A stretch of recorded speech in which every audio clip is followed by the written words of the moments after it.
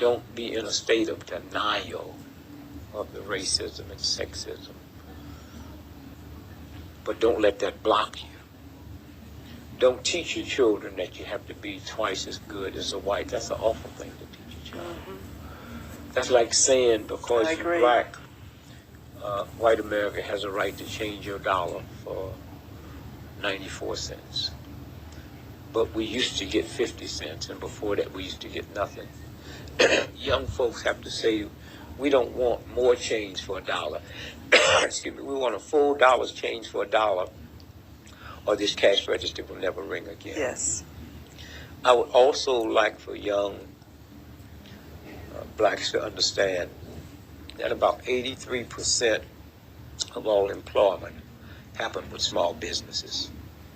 And excuse me, if you don't have a small business, then you have nobody to work for you. And I would say to young blacks, get into entrepreneurship. We will never catch up with white America till we get into business, because there's a thing called tax write-offs. And if you have a job and come together, 10 of you, and open up a corporation and have somebody run it, you hiring somebody to run it, but you have tax write-offs. 98% of people that fly first class on airplanes would not be there if that wasn't a write-off. And yet, on that first class, they gave away last year $800 million, almost $1 billion of free whiskey. But if a welfare mother asked for some apple juice for the baby, she's laughed at. And so I would say entrepreneurship, and then understand that we will never survive as a group until we get into communities and not neighborhoods. A community is, I control the police, the banks, the schools, the firefighters, and I control the flow of the money. And I have no problem when I go in a Jewish neighborhood and the shop owners are Jewish, and I go into an Italian neighborhood, shop owners are Italian. I have a problem when I come in a black neighborhood and the shop owners is not me. A Korean has a right to come in and buy my shop for $30 million more than it's worth. That's good business. But if we decide that we're not going to do business with that one, then he'll have to sell it back, or she'll sell it back to a black person for $1 million. Yes.